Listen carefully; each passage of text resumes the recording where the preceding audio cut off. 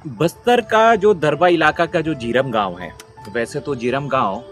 2013 में जो कांग्रेस के काफिले पर जो नक्सलियों ने जो एक बड़ा राजनीतिक दल का नरसंहार किया था, उसके बाद से सुर्खियों में आया।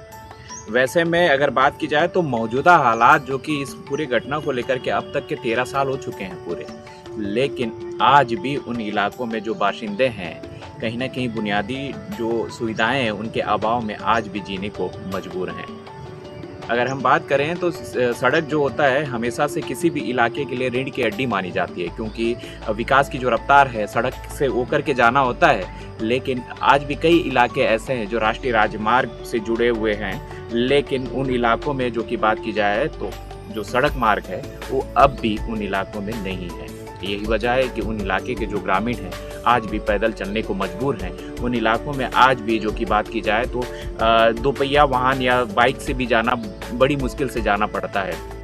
चूँकि हमारे जो सीनियर पत्रकार हैं, जो स्थानीय नवभारत के जो ब्यूरो हैं सलीम शेख, जिनकी रिपोर्ट में जिस तरीके से देखा जा सकता है कि मौजूदा हालात जो कि किस तरीके से हैं, वहाँ पर हमने देखा कि जो सड़क मार्ग से लेकर के बहुत सारी जो बुनियादी ढांचा है, जो एक तरफ प्रदेश सरकार लगातार अंतिम व्यक्ति तक के, चाहे नियत निलनार योजना के तहत हो, चाहे लगातार जो कि उन इलाकों में ग्रामीणों तक के सरकार पहुँचने की पूरी कोशिश कर रही है। यही वजह रहा कि लगातार अब कलेक्टर भी जो कि उन इलाकों में दौरा कर रहे हैं जहाँ पर पहुँचना मुश्किल है, बाइक से सफ़र कर रहे हैं, उन इलाकों में पहुँच करके ग्रामीणों को उनका हाल जान रहे हैं, उन इलाकों को जानने की कोशिश कर रहे हैं कि आखिरकार उन इलाकों में क्या कुछ सुविधाएं हैं, अब क्या कुछ अभाव है, उन्हें पूरा करने की पूरी कोशिश तो कर रहे हैं। लेकिन विडंबना की बात देखिएगा कि राष्ट्रीय राजमार्ग से जुड़ा हुआ यह इलाका है, आज भी जो तस्वीरों में देखिए, तस्वीरों में देख करके साफ तौर पर ये कह सकते हैं कि राष्ट्रीय राजमार्ग से कुछ किलोमीटर की दूरी पर है, लेकिन उन इलाकों में आज भी सड़क नहीं है, आज भी बुनियादी सुविधाओं का अभाव है। वैसे में जो जिरम है, हालांकि जिस तरीके से एक बड़ा दंश जो कि 13 साल पहले एक कहीं ना कहीं इतिहास के पन्नों में जिरम को लेकर के या एक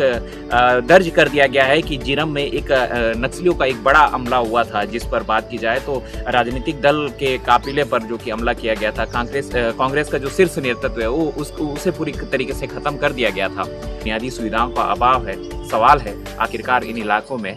कब तक के इन ग्रामीणों को एक सड़क मिल पाएगी, कब तक के उन्हें मूलभूत सुविधाएं मिल पाएगी, यह एक बड़ा सवाल है। चूंकि अब बस्तर बदल रहा है और बस्तर नक्सल मुक्त हो चुका है। ऐसे में बात की जाए तो बस्तर की तस्वीर भी बदलना जरूरी है, क्योंकि अब आवाज़ उठ रही है उन इलाकों में कि हमें भी मूलभूत बुनियादी सुविधाओं का जो अभाव है वो उन्हें चाहिए जो उसके हकदार है। सरकार जिस तरीके से आदिवासियों के लिए, आदिवासियों की हित की बात करती है और आदिवासियों के साथ अंतिम व्यक्ति तक के एक सुविधाएं पहुंचाने की बात करती है, चूँकि छत्तीसगढ़ प्रदेश में एक प्रदेश के जो मुखिया है वो खुद ही एक आदिवासी हैं और आदिवासी चेहरा हैं। ऐसे में आदिवासियों को उनसे बड़ी उम्मीद है, क्योंकि अब बस्तर बदल रहा है। बस्तर में हर एक बाशिंदा, हर एक ग्रामीण ये चाहता है कि उन्हें अपना हक मिले, उन्हें विकास मिले, उन्हें सड़क मिले, उन्हें स्वास्थ्य सुविधाएं मिले और उनके बच्चों को शिक्षा मिले। यही तर्ज पर अगर बात की जाए तो उन इलाकों में आज भी अभाव है। बड़ा सवाल है आखिरकार 13 साल बीत जाने के बाद अब भी बुनियादी ढांचा उन इलाकों में पहुंचा नहीं है,